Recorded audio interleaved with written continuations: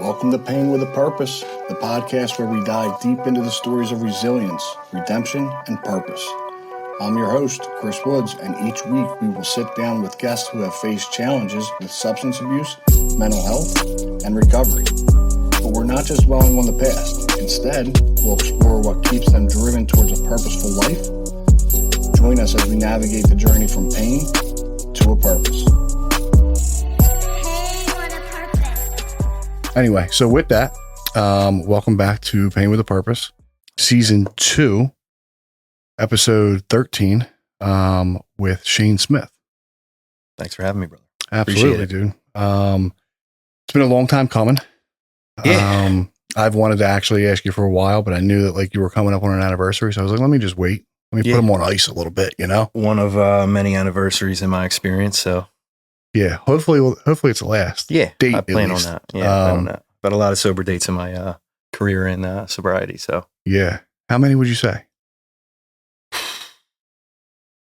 mean, I've been to 15 different treatment centers and detoxes, so maybe 10 that I actually tried to take serious and at least give it a shot the first month or two. At what point, now I know like, you know a little bit about my story, right? But like how many of those, like, so out of the 15, right? Like I was never like ecstatic about going to treatment, but like there was definitely times where I was like on the way there, I was like, I'm going to give this one an honest shot. And then like within 48 hours, I was like, nah, this ain't it.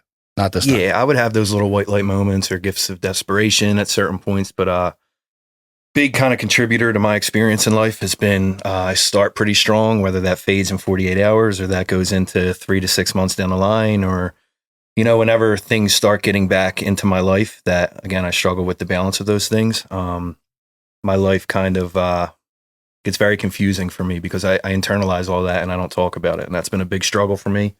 And it's all fear-based. Every aspect of that for me has been fear-based in my life. But I start sobriety very well because usually I'm either homeless or, you know, begging my mom for a place to stay, or I'm coming out of a recovery house or sober house and I don't have anything. So diving strictly into AA for me was very easy in those moments, right? Because like I'm not the dude that drinks 6 beers and, you know, takes half a perk 10 and then gets on my knees the next morning like, God, please help me. You know what I mean? It's very bad when it happens and all self-inflicted. You know, I used to point the finger a lot, but every aspect of the pain and misery I've been through towards the back end of my, you know, addiction and the progressiveness of that has been all self-inflicted. And it took a while for me to, you know, take accountability with that.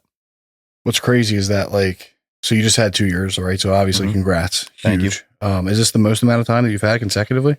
No. So the last bout of sobriety I had around 3 years. Okay. Yeah. So we'll take the congrats back until you get 3. No, I actually feel that way internally because again, that fear of judgment comes into play for me a lot. You absolutely shouldn't. And I was joking, but like, it's my biggest fear, right? Like going out with time, because of all that, right? It's like, I'll never, you know, like we could go through whatever scenario. But I also know how you get lit, right? Yeah. So like 2 years is a huge deal. Like a month for you is a huge deal. A month for me is a huge deal. I try not to put as much emphasis on time. And I know like the same type of sobriety groups that we kind of were introduced together with, this is almost 10 years ago now since, you know, my first introduction to a home group and AA and the recovery house system in Levittown and all those different things. That was always an emphasis in a lot of different circles, right? And like not having pride and ego in sobriety and removing that because it's all self-consuming, right? But then also being proud and blindly egotistical with what my sober date was and how much time I had. And then all the relapses that I had, I would look at you continuously staying sober, right? I would look at other people that I got sober with in those original years that would stay sober and then comparing and contrasting. This is what I would have. If I stayed sober, this sober date would still be that same thing. But here's the truth, right? Like regardless of me staying sober, right? Like who knows where I was at on any given day, right? Like, you know, we talk about recovery and this is like a huge part about like the podcast is because like I didn't want it to be like this whole segment of just another podcast, another series of people talking about how sobriety is like all happy-go-lucky all the time, because that's not the truth. Not the truth. Like I've gone like close to a year, like fucking miserable. Yeah. You know what I mean? Sober. I've gone another year or multiple years, like struggling severely with mental health. I've gone, you know, another 6 months to 9 months to a year, right? Like doing other shit outside of the rooms, like thinking that like that was what I needed to do to progress in life. Right. And like, thank God I never picked up. I thank God you never picked up, dude. I mean, you were a huge part of my introduction to AA. You know, I think my second meeting ever was Christmas Eve, 2015 at the Stones. It was the Friday night meeting. And the double speaker. Yes. Yeah. And we went to the Golden Dawn afterwards. It was me, you, Kelly, and Doc, and a couple other people that you lived with at the time at the lodge. And I couldn't wrap my head around the fact that you invited me after how I was feeling and how I told you I was feeling in that moment and wanted me around you because I didn't want to be around myself. Yeah. And that kind of aspect of the no ulterior motives, right? Altruism, things like that I was first introduced to was you, right? Like, and then going to the lodge a year later, like introduced by you, you know? So I can't even like put dates together. So at that time you weren't at the lodge? No. Okay. No, Joey Hoffman brought me to That's right. the Stepping Stones that okay. night. You invited him, he invited me, he told you I was coming, and it was kind of like, you know, make sure he gets there kind of thing. Yeah. Yeah, because like, I mean, in high school, right? Like for the people that don't know, Shane and I go way back. About 20 years almost. Which is even, that's just crazy to think 20 years. It's depressing when you think about how old it we are really now. is. I mean, especially because I do like the content stuff now. So like I'm at some of these games and I'm like, it's a whole different whatever. But like, were you getting like, I know that you were like, you know, getting high, right, and drinking and whatnot and at Roman, but like to what extent? So I mean, I smoked weed like a heroin addict from a very early age. I mean, that was my main twist. The drinking thing actually wasn't the biggest part of my story, you know, early on. You know, from 14 though, you know, I smoked from morning till night before school, after school. And then, you know, later down the line, being in Roman and getting kicked out halfway through senior year, you know, was, oh my God, I forgot about that. Yeah. So shout out Terry Kane, dude. Terry Are you Kane, kidding me? I don't want to know what you did. I want to know why you did it. Yeah. You know, but you know what though? Stuff. He just wanted the best for us. You know what I mean? He did. And cool full circle moment we had, right? And one of the first times I ever gave AA a real attempt and I got to my 9th step, I wanted to make amends to Roman Catholic because I hated that place because I thought that the trajectory of my life from getting kicked out at that point and acceptance letters to colleges being rescinded and all those different things, that it was that place's fault that my life went on the path that it did, right? And again, not taking accountability for any aspect of the situations I put myself in. And we were able to go back and speak to the Conduct Summer School kids, and that might have been, what, 5-6 years ago that we did that? At least, dude, yeah. And that was a really cool experience. You know, I've had a lot of different God moments, no matter if I didn't stay sober within, you know, the AA structure. And this goes into like the 3rd step of like being vigilant on a day-to-day basis of what I have to do when I wake up in the morning, not relying on yesterday's sobriety, all those different types of cliche things that I heard and hated to hear until I had a direct experience with them. I never had any levity with that in my head as to what they actually meant. And, you know, with being able to go back and do that and relieve myself of that hate I had, right? That all hate that was based off of fear, right? Because I would hate to tell people, where'd you graduate high school? Charles Carroll, High School, which was an alternative school. Yeah. It's the only place that would take me. And, you know, and I remember back too that, you know, North and Doherty were closing.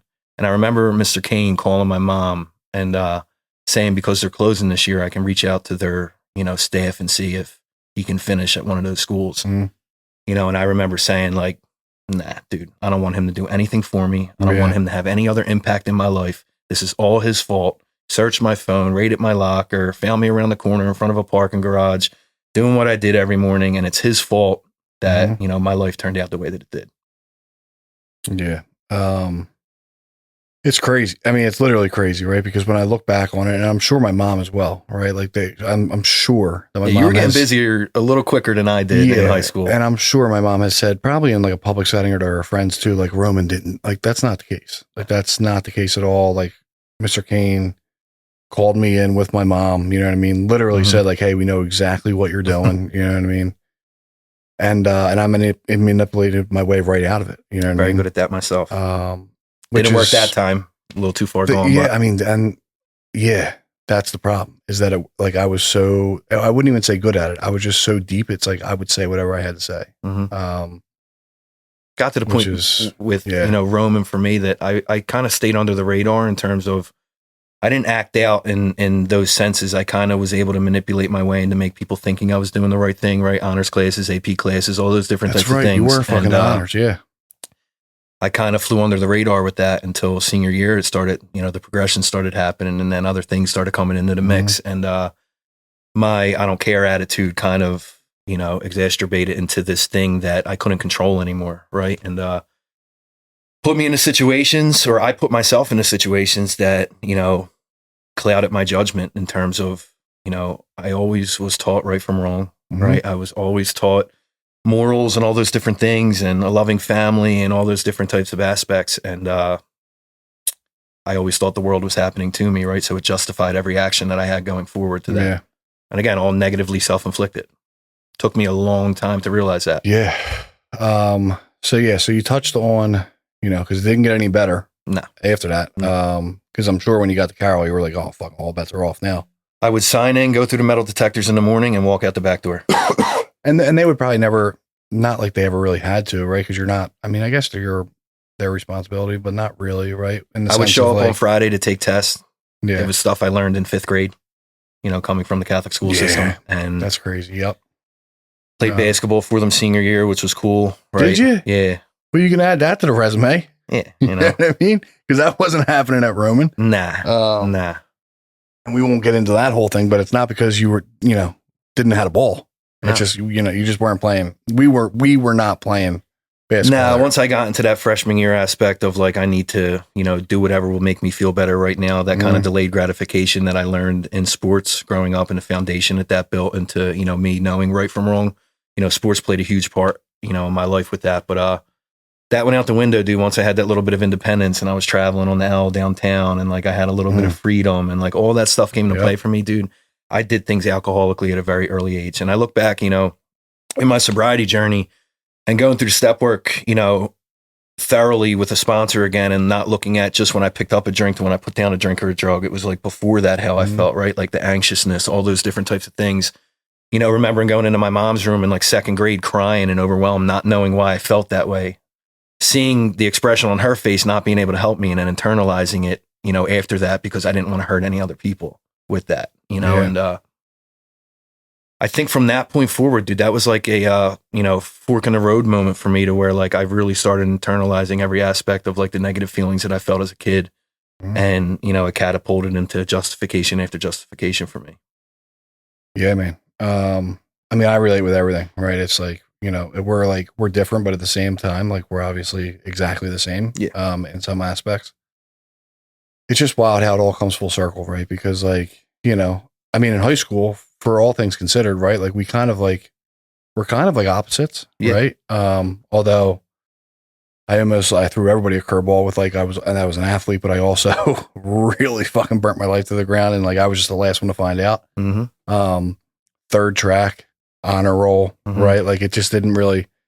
And then like, as everything kind of, comes to fruition, right? Like getting sober at the same place, right? Or like, attempting to get sober at the same place.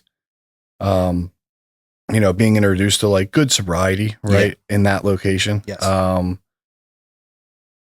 For all, and I'll say it, right? Like the right way to get sober, right? I do believe that, and again, it could be because preconceived notions I have from being around that type of sobriety, that's just, I'm biased to that opinion, right? Because I know other people that have fixed their life and went different routes and might be able to drink successfully now. And that's whatever all the case well may be. I have done the trial and error and I know that I can't do things that way. Yeah. I think fortunately for me is that I had done extensive research before I even made it up there. Yeah. Like I had gone, like I was on like my 9th, I think, like treatment stint before I even got in to a short Independence period Lodge. of time. Yeah. So when I got there, I was like, yeah, whatever, man. You know what I mean? Like, you want to tell me to like, stand on my head over there, upside down, naked, like I'll do it. Yeah. If that means like me gonna get like sober time. But really, like when I got there, all I wanted to do was like just stop being a piece of shit. Yeah. Right? I didn't know truly. I did not know what I suffered from. Yeah. I really thought it was just like the fact that I can't stop putting stuff in my nose. Turns out like I'm sicker today than I was 10 years ago. Yep. Right. And like that's a direct correlation of like why I know that I still need to like continue to progress be active to get better. in your own sobriety. Yeah.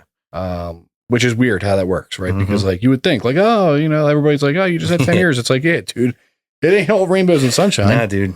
The longer you have sober, you have these preconceived notions that the little things that might bother you, you can handle on your own. And I know that's my experience, right? And like we've talked over the years too of like me going back out, being overwhelmed in life, and then you staying the course, but also having like, because I would think in my head that you didn't, that everything was clear coasting for you, right? And having those, dude, I haven't been to a meeting in a year. I haven't been active in AA in a year. I haven't done anything. I'm miserable. My mental health is terrible, right? But like I got back into it, and like those are the things where I would be at those fork in the road moments before those relapses, and I would look at what was this major like event that happened that caused me to justify that next one, right? And it's always, always, always for me, those little things I would let build up inside of myself until I got to a boiling point to where the littlest thing could be used as a justification after a certain time. Cliche statement, relapse happens before the relapse, right? Used to hate hearing that. I didn't know what it meant because I didn't have an experience with it. That is my entire, in a nutshell, my experience within sobriety and my time in AA is you would tell me these things are going to happen if I don't do these certain simple suggestions you give to me.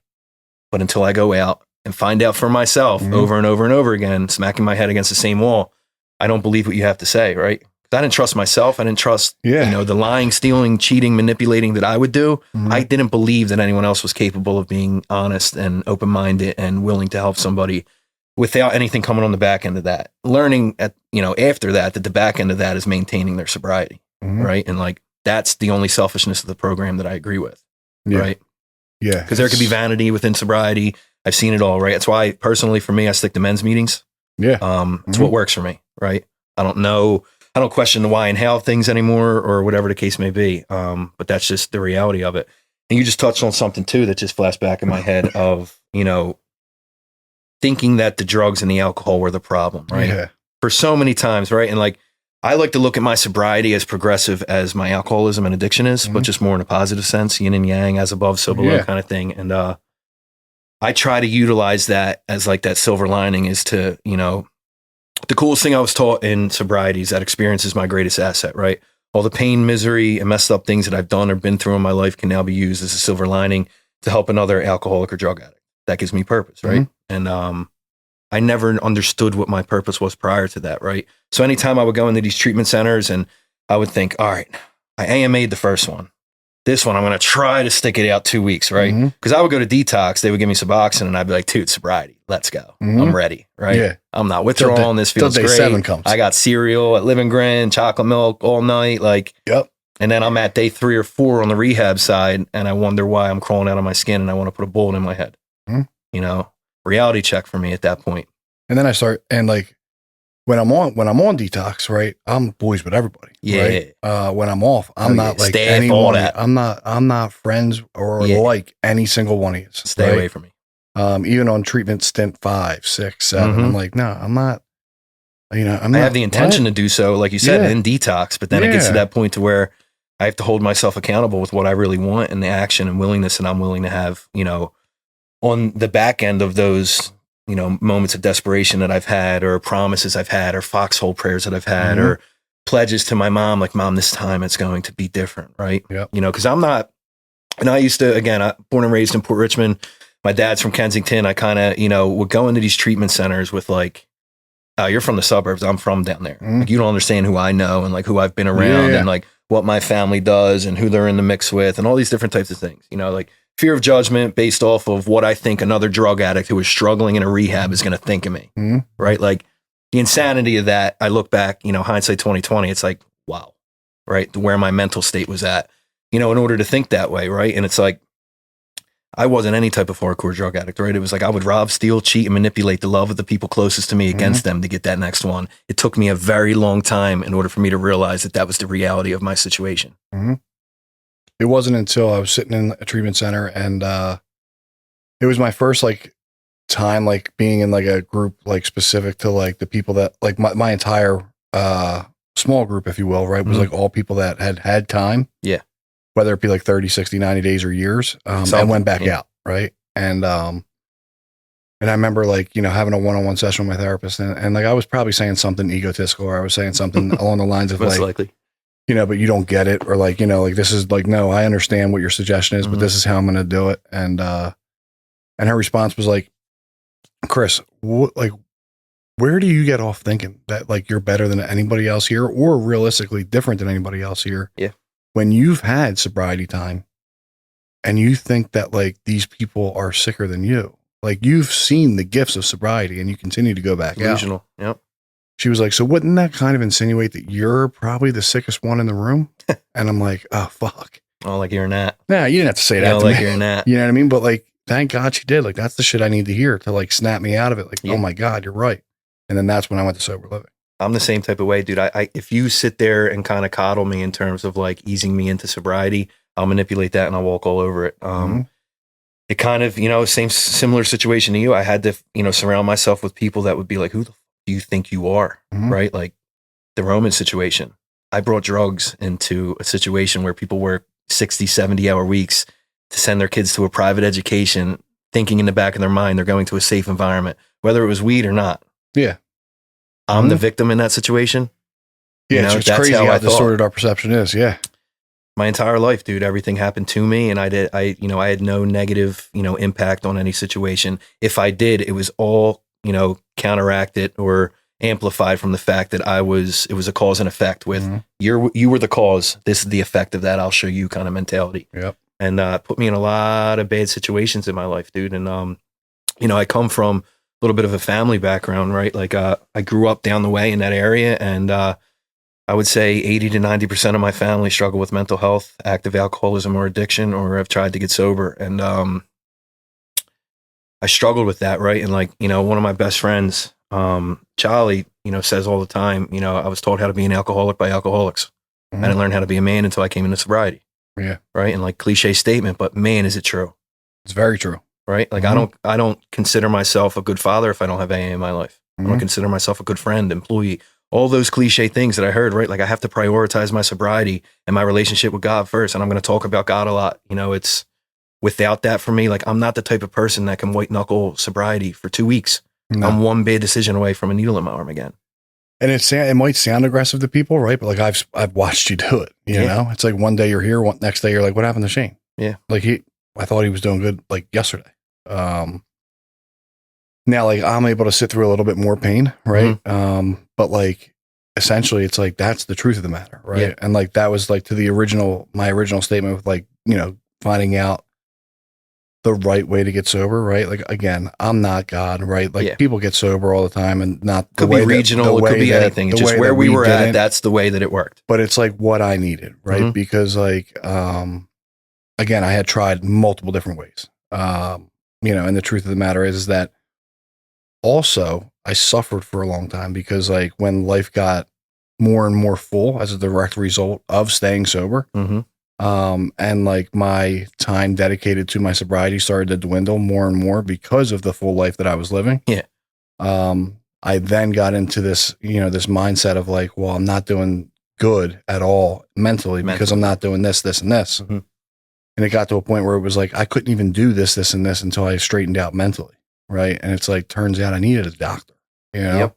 So like, that's not what I'm saying by any means. Right. Cause like, I'm definitely pro get mental health help, but like, it's a big part of my story today, is seeking outside help aside from, making my purpose being available to help another alcoholic or drug addict. Like I have to love myself in order for me to be any type of use to another individual. And like, I can sit there and throw myself into 5 commitments a week or sponsoring 10 guys, right? But if I am not doing well mentally, I don't have a chance at, longevity, wise, having an impact on anybody, and like, I've learned that the hard way, the therapeutic aspect of it, right? Like I'm in therapy today, which is great. It's been a tough year in regards to that. We'll get into that a little later, but, yeah, man, I always thought that, I had an experience with a lot of AA purists, as I'm sure you have, to where, you read in a book that, straighten out both physically and mentally and all those different things to where I'll hear something like that and I'll alcoholically have a field day with that, right? Oh, as long as I do this and then down the line, like I'm not going to have anything to worry about until I have something to worry about. Yeah. And then I have no defense against it. It's easy for me when I have nothing to dive all the way in, right? But all those things, those things that you said you prayed for and got and then struggled with the balance of all those things. Like that's a wake up call, dude, because I've wanted to end my own life drinking and getting high, right? Cliche statement. A lot of people have probably felt that way. But I've also wanted to do so sober with multiple years of sobriety. And the latter is far worse, dude, because I have nothing to combat what's going on inside of this void in my chest and the rat race that's going on in my mind.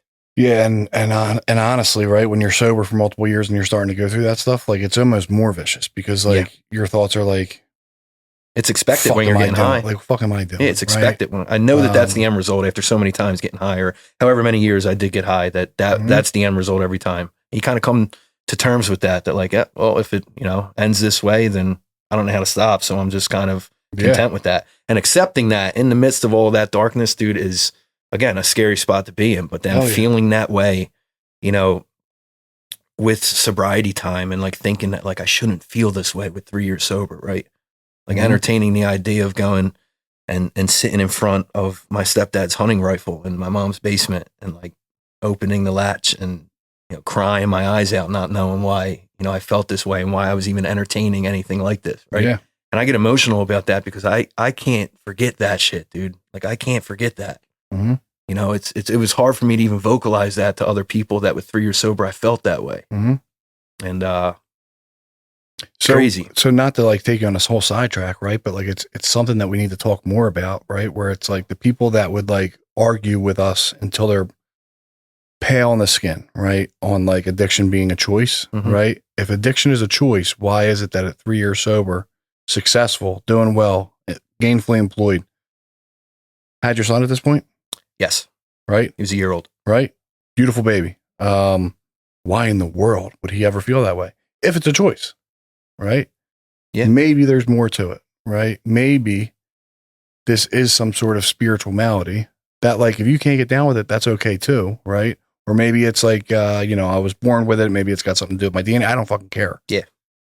But I would argue that it's not a fucking choice. Right? Yeah. For people that, kind of don't know what it is that we suffer from or can't, have that compassion that, people who have gone through it have, or family members who see their loved ones go through it have.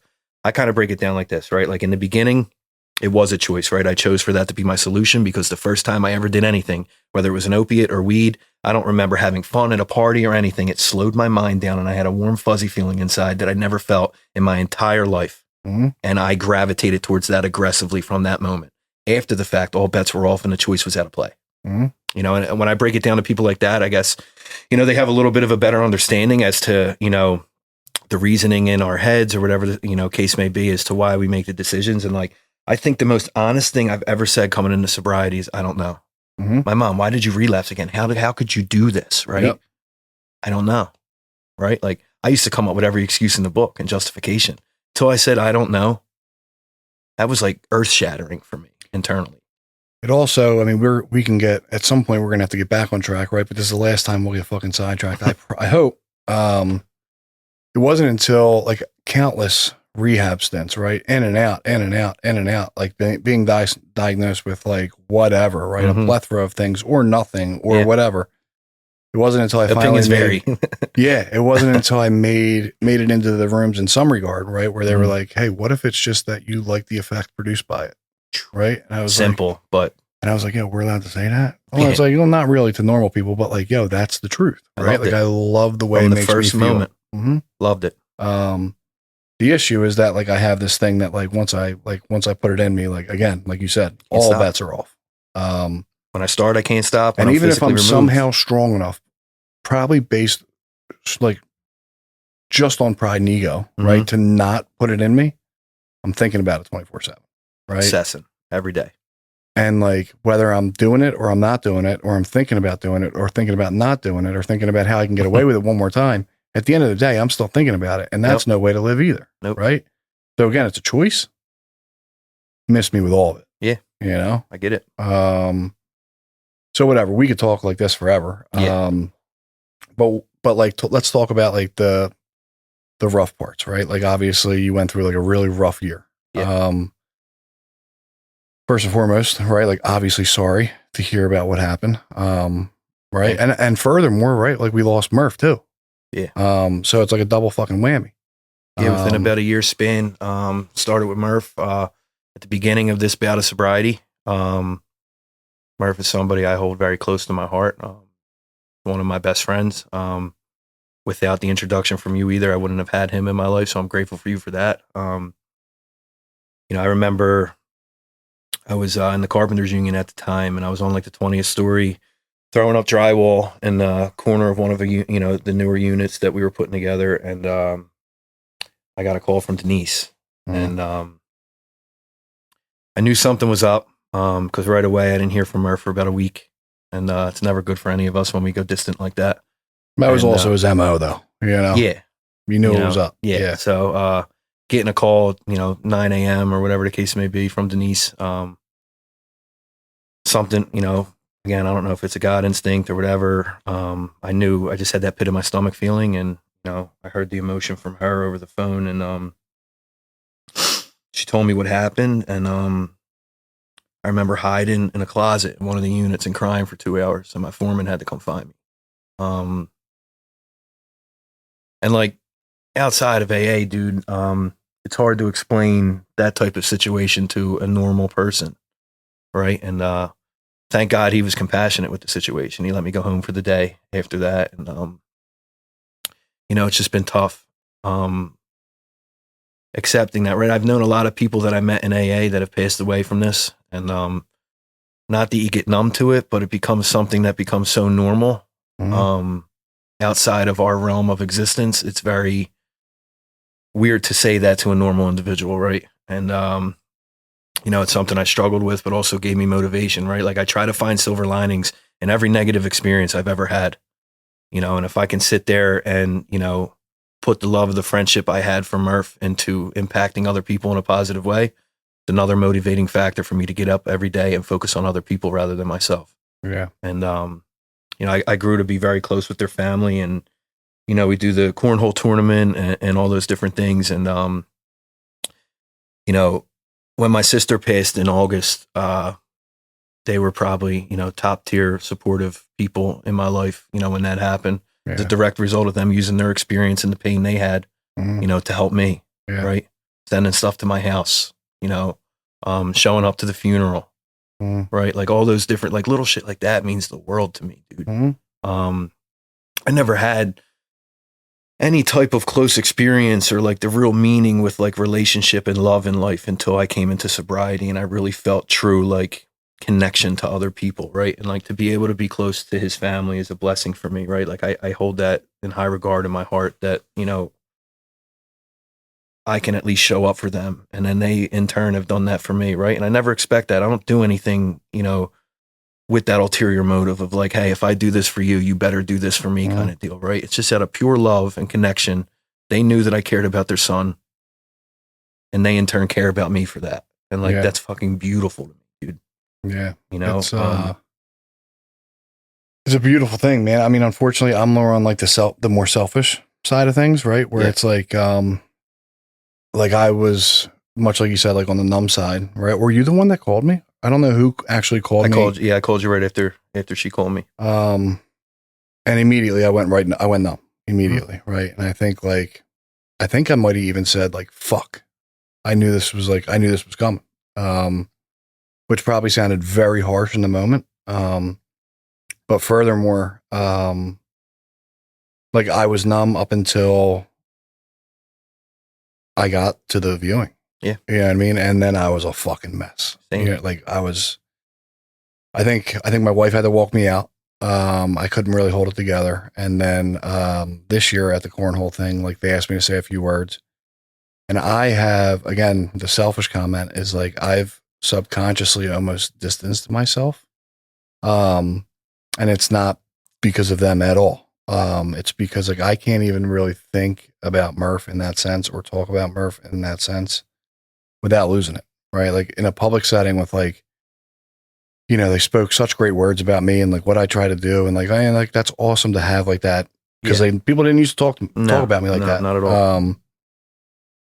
But a great day at cornhole tournament, right? And next thing you know, I'm like, I have the mic and I'm like, I can't even hold it together. Right. Like fuck the idea of like not knowing what to say. It was just like the bottom lip starts going. Yeah, the quiver starts going. You're in, cause like he was by far one of like Like he could pull you out of something with the most crazy, like a Well, he was in the word. darkest moments of his life. It could be the most dumb, simple, funny sentence, and just the way he delivered it, dude. He just had this something about him. I could never put a finger on exactly explaining what it was, but if I needed a laugh, I knew I could go to him. If I needed to feel better, I knew I could go to him. Yeah, I mean, dude, you could be having a bad day. He'd be like, well, you know. You could be in fucking, you know, upstate PA. You know, I get paid in 2 weeks. I got $20. You know, I don't know. I mean, like I need a Newport, but like I ain't got no, like it would just be like the wildest All thing, I needed to hear is him be like, talk to me. Yeah. As soon as I called him, as soon as I heard to talk to me, I would just start giggling, laughing. And then it would go into something, you know, sports related or something. He always knew how to like reel me back into just like a normal friendship kind of conversation. And I hate knowing that he might not have knew that he had that impact on people. I know. And that's that bothers me. And I said that. That's why I'm willing to talk about it all the time.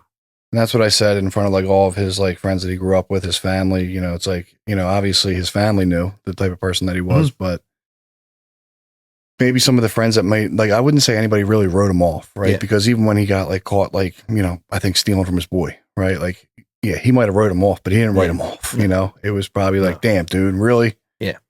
Climbed in my window. Yeah. Like, yeah, you know, you got me. But like those people, the majority of those people didn't really know Murph the way that we did, in the sense of like, for that, dude. Like he was an absolute, like, you know, like we already said, like he could light up a room with like with nothing. You know what I mean? But yeah, man, not to take away from like obviously the relationship that you have with your sister, right? But like Murph was one of a kind. 100%. You know, not to break the news, right? But like, I don't even think his parents knew that he smoked cigs, or at least like he was like 30-some years old. Ripping them, dude. He was 30-some years old. And he was like, I can't smoke around my, dude, can't smoke around my family. I go for a walk. I'm like, hold on, dude. But yeah, he was great, dude. That just shows the respect that he had for his parents also. Yeah. And like, again, another person, like it had nothing to do with them or his upbringing. He was taught right from wrong. He was loved from the moment he came on this earth, right? And like, I knew that the moment I met them and they welcomed me into their home, right? Whether it was me trying to get him into treatment or me struggling and him communicating with me and whatever the case may be, or when we lived together and his dad would come up and visit, you know, when we were in the recovery house, we would go watch high school basketball games at Ryan, go to Steve's Steaks. Like I got to meet Mr. Murph through that. And like, that was cool. And like, I don't know, man, like you look at, it does not discriminate in the sense that I looked at it very different when I was younger, right? Because I grew up around panhandlers and like that mix and people making the walk down the way, right? Like I lived on Westmoreland Street, born and raised. I would see people who were making the walk, right? It was very evident. I knew that at a very young age, what that was. And I thought that that's what a drug addict was, right? Like that is what this whole stigma is centered around, is why people don't really give us the time of day in terms of what our experience is. And then, you know, I get into treatment centers and like, I remember the one treatment, you know, I went to in Livingston, my roommate was like a professor of mathematics and science at Drexel, and he shot heroin every day for 20 years. I'm like, what? How? Like, what? Why? Yeah. You know, not even being able to answer the why for me, but I'm questioning the why in other people. And then you get these connections like in the recovery houses and everything like that, right? Like truly grateful for that. And that's, you know, how my relationship kind of blossomed with Murph, right? And like, those were some of the worst points of my life, but I have some of the best memories of my life in those moments, right? Beauty in all the darkness, dude. If you look for it, it's there. I mean, I don't even know how we got that. I mean, I got an outlet in my house, dude, that like I will never change, but it's completely wrong. Like, and I think he was sober at the time because he did it quick. You know what I mean? But like he blew out, like he had to cut through drywall into like my, you know, like the stairs to go down to the basement, right? But like I needed like an extra plug for like the coffee, whatever we did, dude. But like I needed a switch to turn it on and off. This fucking thing is completely upside down. And he finished the tradesman. He finished the job and he's like, yeah, once he hits you with the you know, he's like, it ain't coming out. And I'm like, all right, it is what it is, dude. But even the way that he was around now, like your son was probably very young, right? But like the way that he was around my kids was like second to none, You know what I mean? I almost envied the way that he was with my kids, and like Thinking almost you wanted could be to doing better. emulate that. Yeah. I don't even know if I said that word correctly, but like, Sorry. he was aces, dude. Yeah. He was the best. You know, you've seen how important his niece and nephew were to him in his life and all those different things, dude. And, you know, it sucks, but it's the reality of the situation that we find ourselves in. You know, I stop again questioning the why and how. I used to have moments, especially when something like that happens or my sister passing away, that puts me into like, why me? Why did I wake up from multiple overdoses? Why have I, you know, been Narcaned on the streets of Kensington how many times? Why have I, you know, had so many chances at this and these people didn't? Yeah. I'll drive myself insane sitting there because I'll never have an answer, ever. Well, we do have the answer, but we just second guess it, right? Where it's like there's more work to be done. Like there's more people to help, right? Like there's still like more of your purpose to be fulfilled, right? Like you could go home today, right? God forbid, right? But like 2 years sober, get sideswiped, right? Like, you know, something happens, you know what I mean? You're gone. We never hear about you again. Mm-hmm. But live through how many overdoses, you know what I mean? It's like, it's like, that's what's going to take me out. Really? Yeah. But like, that's what I try to believe that that's my truth. Right. I didn't go through half the shit that I went through to like get just dropped here, you know? So I know we've kept it dark for a long time. Don't get me wrong. If you've made it this far into the episode, there is some good, right? Sobriety's really fucking cool. I do need to stop for a second because I did it again. If you made it this far, give us a like on Instagram at PainWPurpose. Subscribe to our YouTube channel, Pain with a Purpose podcast, and we're on all streaming platforms under Pain with a Purpose. If you don't care, whatever. People care. Yeah, people care. I say because I'm facetious, but like I just like if you don't take anything from this, I actually hate saying that. Like I literally hate being that. Like the more you do it, you're going to probably have those things that you're I don't want to say this, but I have to say this. People that are like, you know, like making a full living off of like content and like social media, whatever the case may be. But like, could you imagine like 5 years from now if you saw me and I was like, "What's up, guys? Yeah, smash that like button." Like, all right, dude, you sell out. And that's not what I want this to be, right? Because like the purpose of this whole thing is much bigger. Way bigger. It's not about a fucking dollar. Way bigger. And that's teetering a line too, because there's ego that can come into play with doing stuff like this and being seen and kind of presenting yourself in that way that might not be as altruistic as the AA approach of helping people is, right? But like it can come into different forms like that. Well, that's why. So I did give it a good amount of thought, right? Where it's like, again, this is not about making a dollar. Yeah. But like there's the AA purists that will be like, well, hold on now, right? And like, you know, but it's also like, hold on now, brother.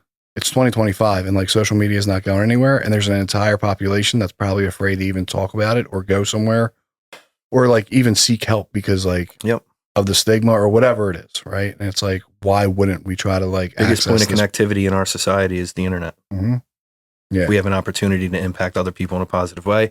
As cliche as it might sound to certain people who might have their own stuff going on. And, you know, kind of, I've noticed that, especially struggling with the fear of judgment and other things like that, that it's usually a deflection of another person's problems, how they feel about me in a certain situation. I still struggle with accepting that because I want to be liked. I want to be, you know, involved and have good relationships and be a part of and all those different things. It's something I've always struggled with. But again, it's teetering a fine line. If you know that your intentions are good and your actions follow up after that, right? Because like another, you know, a cliche statement I heard from an old head at my home group in Fishtown, used to say alcoholics and addicts judge themselves by their intentions. Everyone else judges them by their actions, right? I had the best intentions ever, right? Army crawling in my mom's pocketbook at 2 a.m., crying my eyes out, not wanting to do it, but like she knows I love her, right? But what are the actions behind that love? Our actions How am I showing always her that? Dictated otherwise. Yeah, every time. Well, luckily for us, like we don't do that anymore. Yeah.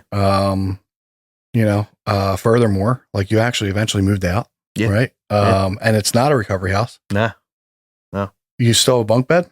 Nah, I wish I did. So we're getting there, right? So like we actually continue to progress here. But let's talk about the good stuff too. So like, what does that look like, right? You still have a beautiful boy. Pride myself on being the best father every day. It's the greatest gift I've ever experienced. Again, another thing you would hear people say, like, dude, you'll understand when you have a kid, right? Like I understand, you know, I understand what it is to look at him or to wake up in the morning with him kissing me on the forehead saying, "Good morning, Daddy." Like that, I get emotional in the morning, just me and him with stuff like that, because I never thought that that was a possibility for me ever. Right. And like, it's so beautiful that I get to have those types of moments on a day-to-day basis, not just something that is like an instant gratification thing one time. And I try to hold on to that feeling for as long as possible.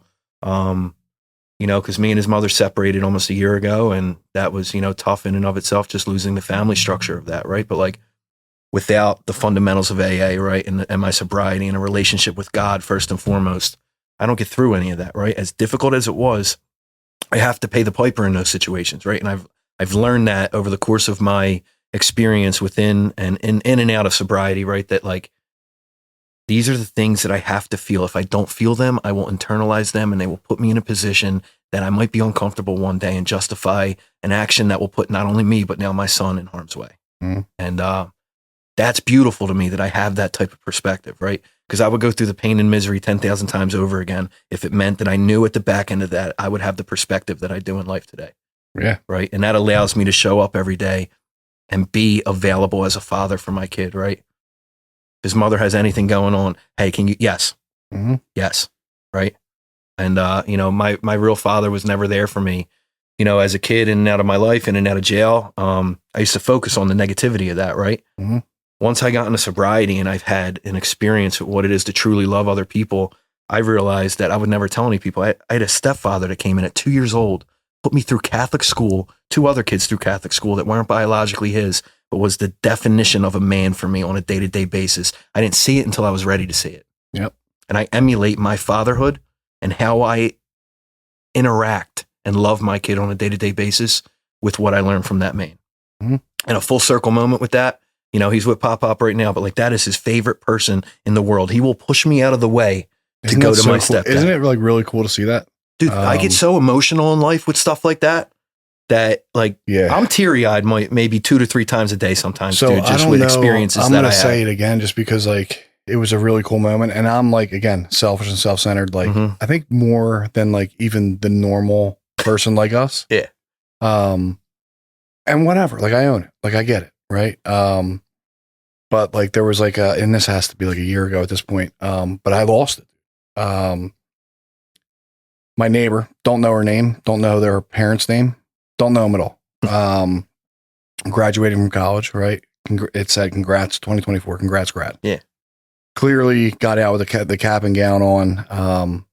And like, I assumed just by the colors that it was Temple. Yeah. Maroon gives it away. Yeah. And I said this before, right? But like, again, I don't know these people from a can of paint, like, except for the fact that like I hit them with one of these when I'm getting in the car. How you doing?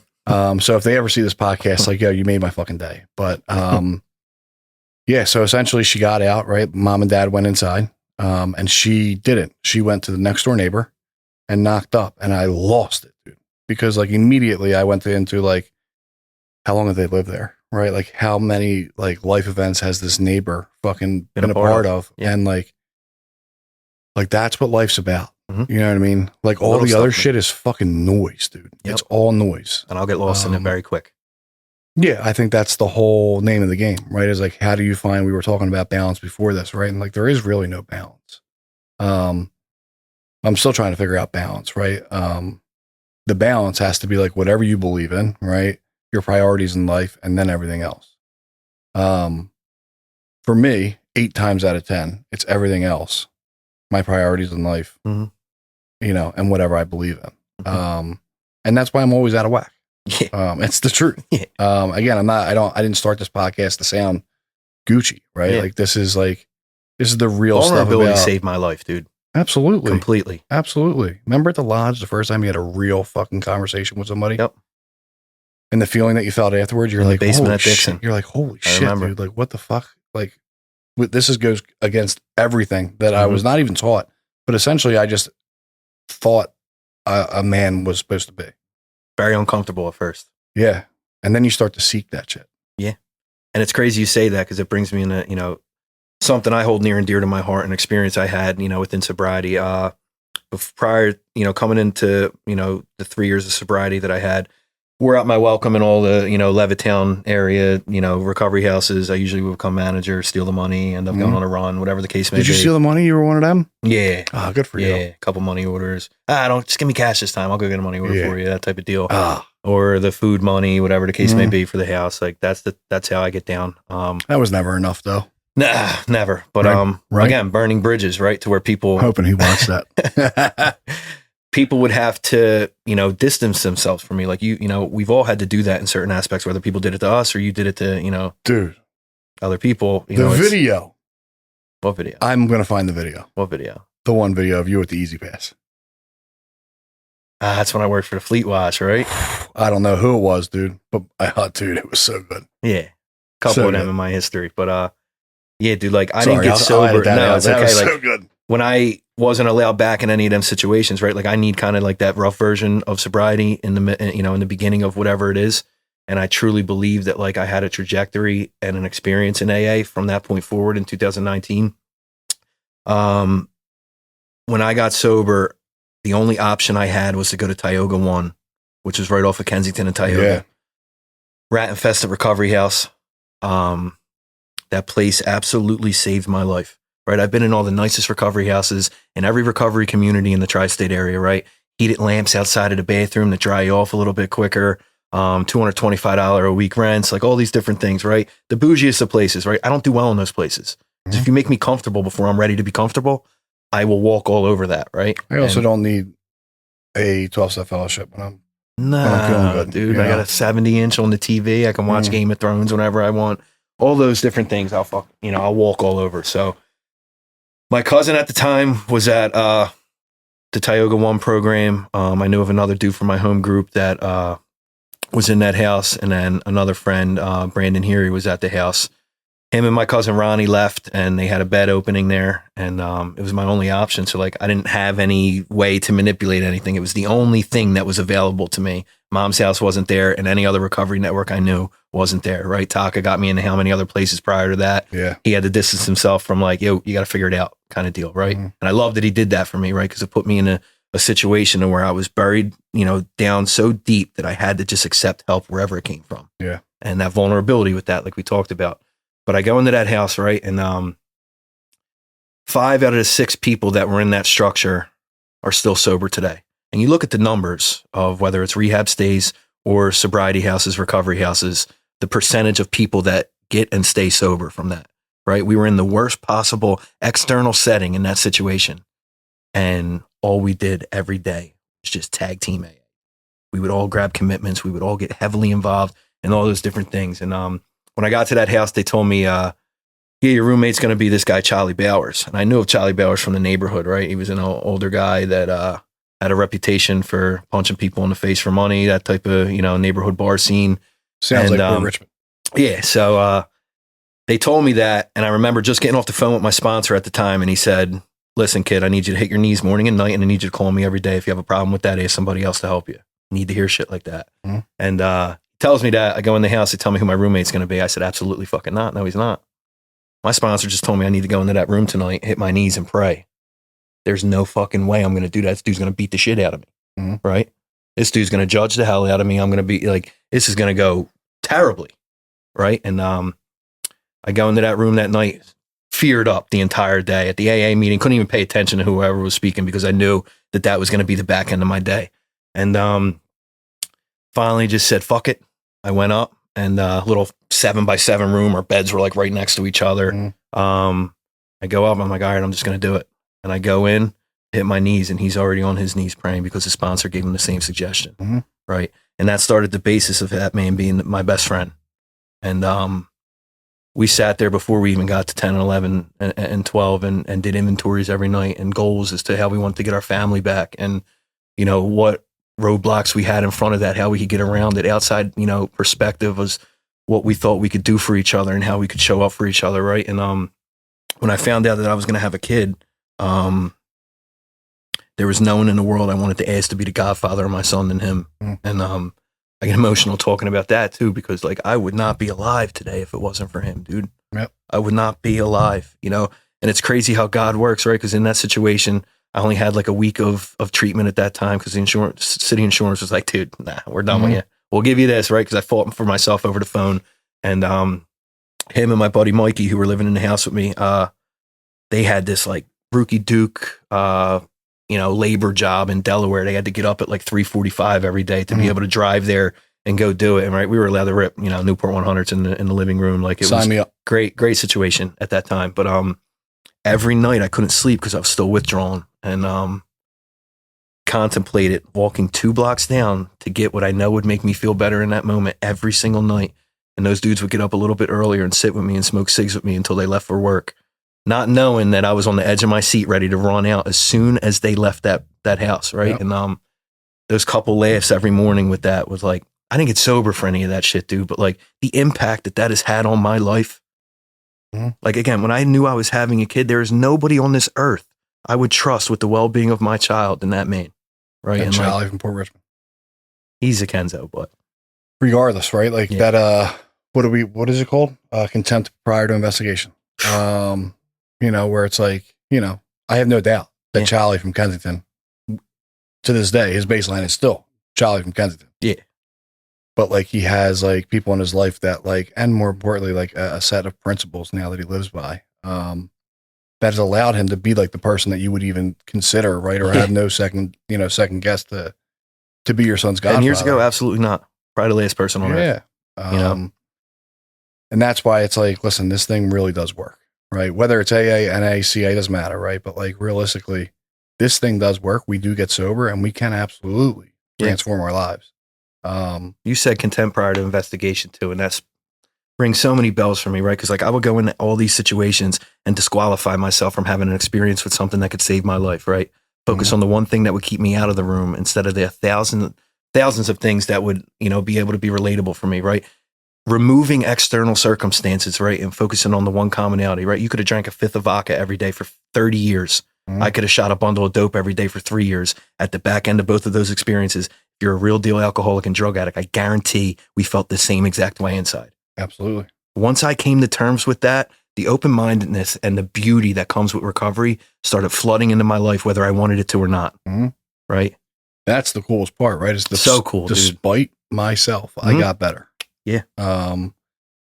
Because don't get it twisted, right? It wasn't like, that I like the suggestions were always the same, right? But like, it wasn't like one day I woke up, I heard the suggestions and I was like happy-go-lucky and couldn't wait to dive into like whatever I had needed to do. Sobriety.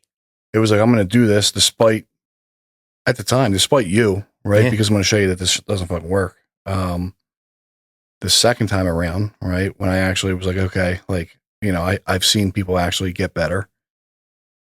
And like, dude, it's insane. If you actually do the actions behind closed doors, right? That's not for, because like I know that you have, I know that I have, I know that the majority of people that we got sober with have. And this is a bold statement, but like it is what it is.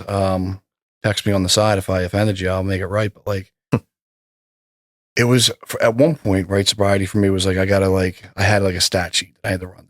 Yeah. Right. Not only was it like directly tied to like what step I was on or how many sponsees the I had. whiteboard at Recovery House has got me a lot with that. But it was like, how many people am I helping? Right. Yeah. Like, what's my home group? What's my commitment at that home group? How long have I not missed my home group? And it's like, it wasn't until like Ricky D or Mark Ryan, like one of these people that were like, Ryan. I haven't seen him in years. They were like, when's the last time you talked to your grandma? And I was like, fuck. I'm like, fuck. I don't know. I have no idea. Heavy hitting because it hasn't been time recently. And again, right, like I can also use the rooms, the work, what they tell me to do in the work in these self-help groups, right? Yeah. Alcoholically. Do anything alcoholic. I am absolutely an alcoholic in every aspect of my life. Yep. Right. When it comes to the gym, right? When it comes to the rooms, when it comes to the stuff that I like, that's in the realm of what I can afford, I'll take it 3 steps further. Yep.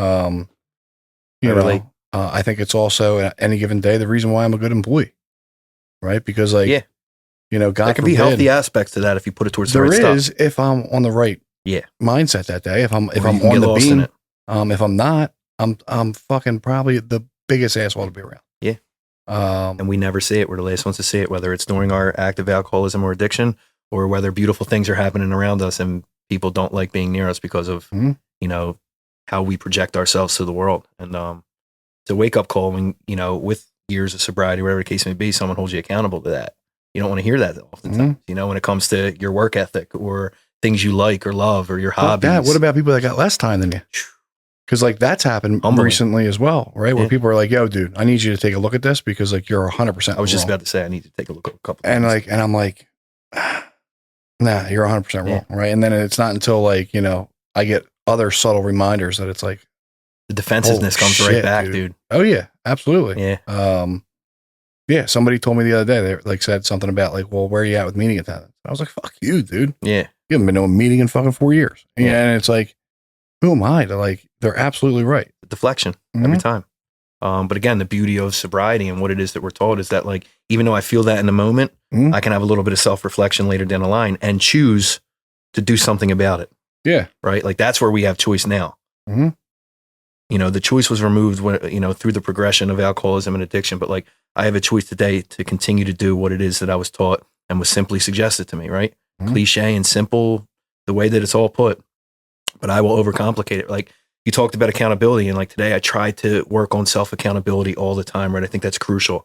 I used to tell people I was praying and meditating until I was blue in the face. I wouldn't do it. And the only one that suffered from a lack of that was me, right? You're going to go to sleep tonight, whether I pray or meditate or not, right? I'm the one that's going to sit there in my head for 45 minutes debating why I shouldn't pray instead of taking the 5 to 10 minutes with intention to do so the correct way. Yep. Right. And like learn that the hard way. But like that is a crucial aspect of my life today, right? Hitting my knees morning and night. I don't know if that's the end result of why I stay sober, but I'm not willing to stop to find out because it was a leading contributor to other situations where I had. And I'm grateful for that today, that I have those outlets to not have to just bring everything to anyone else, right? That I have a relationship with something I hold near and dear to my heart that allows me to have that type of release to where I can have a calming sensation come over me if I do it with intention. Well, now you're talking about deep stuff, dude, and we might have lost everybody now, right? Because Nobody now wants to hear we're real getting shit. real. Now we're getting real deep, Nobody wants right? to hear that. Because like that's like the whole meat and potatoes, right? Yep. Of like, like essentially what you just said was a direct contradiction, right? To if I'm thinking about picking up a drink or a drug, I need to call my sponsor, right? It's like, well, that's not what it says, right? What it says we take it to God, ask how we can be helpful, and then turn our attention to somebody else. But we're told often that I need to pick up the phone, right? Yeah. But again, if you want to leave a comment, that's okay. But like, I'll show you where it is in the book. But like, I digress. So we've talked a ton about it, right? But we've also talked really quick because we know each other. And like, if somebody's not from Philadelphia, they might think that we're just mumbling this whole time. Yeah. But essentially, you touched on it a few different times, but like, how have you like turned all of this pain, right? Multiple bouts at sobriety, multiple attempts at sobriety, whether short, long, whatever the case may be, everything in between, right? How have you turned all of this pain into a constant purpose, but like curveball though, right? Like outside of the rooms, because like we can talk about that until we're blue in the face, as well. But like, what does that look like? Right. So as I said earlier, right, like my recovery is just as progressive as my alcoholism and addiction was, but again, in a positive sense. I had so many attempts at sobriety, right? Going in and out, failure after failure. I stopped looking them as failures, right? And more experience to utilize to another person, right? Because there were so many times, right, with that disqualification aspect that I would come in and there would be somebody that shared their story, maybe a couple different things externally, but like what he said, I could get down with, right? Like I resonated completely with. The back end of that now is all of those things that I've done in that experience. There's going to be somebody that comes in after their 15 treatment center, throwing away multiple years of sobriety that needs to hear what I have to say. If I am not active in my own recovery and giving back to the people that need to hear what I have to say, I'm smacking God in the face for an opportunity to have, a life worthwhile. And that's what fires me up today, right? Like when I go to, H&I commitments or whatever the case may be, I get fired the fuck up to do that stuff. It's not because I have to do those things today. It's because I know through my experience and the failures that I have had, what comes after that, right? Like if I'm not fired up about this shit to do anything, whether it's this, whether it's, the altruistic, aspect of AA or whatever the case may be, I find myself in a situation to where I rely solely on self. My experience can be put into a room, a church basement, whatever the case may be, And somebody who thinks that they're about to end their life can hear what I have to say and it changed the narrative or the course of action that they have, whether it's just for that next 10 minutes or, you know, how many, like, cause there's seeds that have been planted in my life, right? Like first time I heard Ricky D speak in like 2015 in Living Grin. You'll find me by the coffee, you know, set up at Saturday nights, 8:00. Oh my God, remember that? He was always in the corner. Always in the corner. And when I asked him to be my first sponsor, where the fuck was he at? Buy the coffee, 8:00 Saturday at the Stepping Stones. Right? Those things didn't resonate at that moment with me, but all of my sobriety and my recovery and how I look at things in my perspective is hindsight 2020, right? And like whether that's the 9-step promises or the insanity being removed from my life and a little bit of sanity coming into play, peace, serenity, all those cliche terms. I can look back and I can piece stuff together, dude, as to like, it might not have happened in one bout of sobriety for me, but there were things that were planted in my head that I couldn't ignore anymore, right? There's only so many times I can go to treatment, psych wards, detoxes, jail cells, whatever the case may be, and not be aware of what I suffer from. And simply put, my sobriety for me is awareness and willingness. 2 simple words, right? I need to be aware of what I suffer from. And so many attempts at this, it's hard to not be aware of what you suffer from. And I have to have the willingness on the back end to do something about it. Again, where that fire and that purpose comes from for me. I wake up every single day and I ask God to allow me to be impactful in somebody's life. And I stretch that outside of just going to an AA meeting and picking up a sponsee or reading the big book or taking a commitment and making the coffee. All of that stuff was vital for me in the beginning and fundamental as that, you know, foundation, as they talk about in the book, of like what my sobriety is going to look like if I follow these suggestions. But like also with work, right? With being a father. You know, there's moments I can be selfish, like, really don't want to, you know, build this Hot Wheel set right now. Then I remember what I was taught, right? Little things like that and the impact it can have on my son's life. That little one moment, right? Like that's levity for me. And it brings me into a point to where I center myself again and I can try to be impactful on another person. Whether it's the cliche holding the door and having a conversation or seeing somebody in their head that it's not sobriety related at all, right? Like I can sit there and I know when somebody's in their head, right? Because I know what that felt like myself. I can sit there, a simple, hey, how are you? You know, what's going on? How was your day? Make a little joke, right? I try to implement what I learned from Murph in situations like that in my life. What a little joke can do for somebody who might be struggling so bad inside of their own head. It wasn't until literally right now that like when you just said that, but like the 90% of like my success and like just my day-to-day interactions or even professional career comes from Murph's humor. My how I base my interactions with other like people when I is all ask rooted somebody in how my they're doing, and clearly they're not doing okay, and they're like, you know, same old. I'm good. I'm like, nah, you ain't. Nah, you ain't. Yeah. You know what I mean? Like, who is expecting that answer? You know what I mean? Like, nah, you ain't good. That's the power that he had. And that pain that I had through going through that, and like you have with him too, being so close to him, there's a purpose behind that now. I would be disrespecting my friendship with him and the fact that I considered him a brother if I didn't carry myself in that type of way, right? That gets me fired up. Yep. Every single fucking day, right? And as long as I'm centered in that, I know that no matter what I go through in life, I will be okay. No matter how shitty a feeling of a separation and losing what I thought my family structure was, or, you know, the regrets I had with my sister of me kind of like drawing boundaries and closing myself off, right? You want to hear a God moment? And this is from me, you know, showing up in AA and prioritizing sobriety over everything else.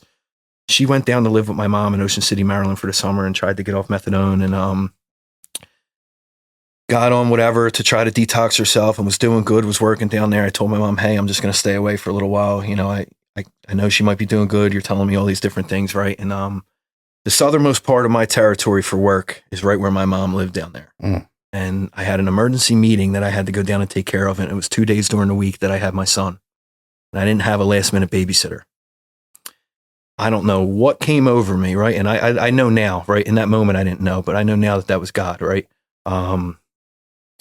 Told me to call my mom and ask her if I could come down for the night. And, you know, her and my sister Brittany watch Harrison. And I go down there, I do that. I end up staying like 4 to 5 days. And my sister was able to, you know, take Harrison on his first roller coaster on the boardwalk and do all these different things, right? And there was this one moment one night I put Harrison to bed and she came up behind me and bear hugged me and whispered in my ear, thank you so much. You don't know what this meant to me, right? And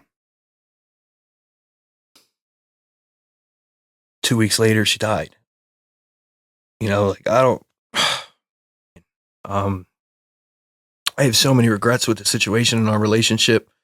as is. But the fact that I was able to have, a moment like that and a memory like that, and not only me, but my son, and I have pictures and proof, and like I can resonate with that when I'm having a bad day, and, all those different types of things. I'm truly grateful for that, and before we laid her to rest and she was cremated, we were saying our final goodbyes, and I remember sitting there holding her hand. I kissed her forehead and I said a prayer, and I talked to her and I talked to God at the same time, and I said, Britt, just please allow me and work through me to help other people, right? Like that was the whole basis of my prayer, right? And the whole time I'm doing that, my phone's going off. And prior to that, 2 weeks before, I did a speaking commitment at Live and Grin, and of course, every time afterwards, I give out my phone number, right? And as I'm sitting there praying with my sister, right, last time I'm ever going to see her again, I go outside afterwards and I check my phone, and it was one of the guys from the rehab asking me for help.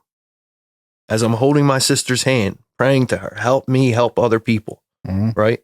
Allow me to utilize this situation to give people some type of relief from whatever it is that they suffer from, right? Yeah. And again, it takes God to smack me in the face with moments like that in order for me to realize that I'm here for a fucking reason, and there's purpose behind every single situation that I've been through. Maybe God thinks I can withstand the pain a little bit more than other people. Whatever the case may be, I don't question that anymore, right? I still struggle with the loss of her, and it's something I'm going to therapy for. But man, if there isn't moments like that in my life to kind of allow me to recenter myself and know that like I'm on the right path, whether I'm going through a difficult time or not, that like if I stay the course and do what it is that I was taught to impact other people, that I will be okay. Right. And, can't make that shit up, dude. It's insane. You really can't. And like, that's like a really big one and a really cool one. Right. But like how many of those, again, like you talked about like hindsight being 2020, like how many of those stories do we have? You know what I mean? Like that one's like obviously very like green, and like you're going to, family, it's a little closer than you other. will never forget that moment. Ever. Right. But like, that's literally right when like I'm awake to it. That's like what the gifts we can, like those are the gifts we get. As out of context as that is, right? Where it's like, what do you mean a gift? Right. But like, that's like, hey, God, please allow me. Right. And he's like, watch this. Yeah. Watch this one. Who the fuck's calling me right now? My friends know where I'm at. Why the fuck are they blowing my phone up right now? I go outside, I look, and it's, hey man, just got into the recovery house. Need some help. You trying to hit a meeting? Yep. Yeah, the fuck I'm trying to hit a meeting. Yeah. Definitely trying to hit a meeting. Yeah, you called the wrong one, brother, because you're going to be sponsoring me for the next couple of days. Yeah. But yeah, like that's like what this whole thing is about, man. And there's probably a ton of stuff that we're not going to even be able to talk about, right? Yeah. Because like they just don't make memory cards big enough. Yeah, man. Maybe we'll have to do like a 13.2, right? And then we'll have to be alive because like we'll just have to have it on. You know what I mean? I'm not opposed to any of that. But I really do appreciate you not only coming out, right? Because I never second guessed the fact that you were going to come out, but like more importantly, being as real and vulnerable as you have, right? Because especially with our past, right? Going through high school together, going through Roman, right? Using a little bit together, life coming full circle at the time, right? Being at the same sober living together, right? You going out multiple times and coming back in and like still coming back in humble, right? But most importantly, like just being real on here, is like an awesome experience for me, but realistically, like who knows if it's going to get the traction or not, but like, that's what this is all about. You know what I mean? If I can help one person, whatever it is my experience is, it's a win for me. Yeah. I don't want to look at like, numbers behind that or whatever the case may be. Is you want to reach as many people as possible. That's a beautiful goal to have. I say that anytime I do any type of speaking or sharing my story, like, God, just please help me help one person, right? Like let me impact somebody with whatever it is that I have to say. It's the whole name of the game. If I have no expectations outside of that, I can sit there and I can be completely, vulnerable and honest and not have a scripted, kind of. Well, like, listen, you saw me do the notes, right? I don't even know if we looked up there once, but I don't think we did. But the truth of the matter is that every time I put expectations on anything in my life, goes the opposite way. I'm always let down. You know what I mean? I seem to forget that like a few years ago, right? Like I signed on the dotted line where it was like, yo, I'm not here to my life is really not my concern. Mm-hmm. I'm here to do whatever I believe in, that work, you know?